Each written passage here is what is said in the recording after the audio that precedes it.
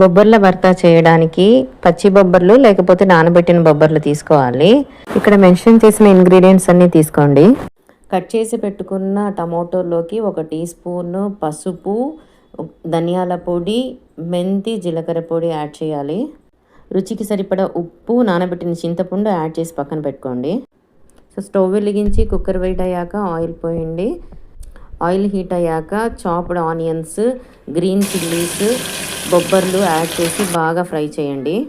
Cut చేసి పెట్టుకున్న టమాటోల్లో అన్ని స్పైసెస్ యాడ్ చేసాం కదా, ఆ మిశ్రమాన్ని కూడా ఇక్కడ యాడ్ చేసి బాగా ఫ్రై చేయండి. సో కొంచెం ఆయిల్ తేలినట్టు అనిపిస్తే అప్పుడు వాటర్ యాడ్ చేయండి. వాటర్ యాడ్ చేసి కుక్కర్ మూత పెట్టి 3 విజిల్స్ రానివ్వండి.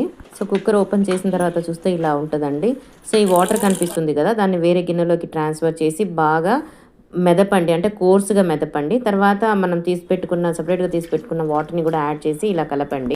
సో భర్త రెడీ అయిపోయిందండి. దీన్ని మీరు సపరేట్ గిన్నెలోకి ట్రాన్స్ఫర్ చేసుకొని రైస్లో అయినా, చపాతీలో అయినా, జొన్న రొట్టెలో అయినా, దోశలో అయినా, దేంట్లో అయినా మీరు ట్రై చేయొచ్చండి. చాలా రుచిగా, చాలా టేస్టీగా ఉంటుంది. ఇది మంచి ప్రోటీన్ ఫుడ్, పిల్లలకి చాలా మంచిదండి.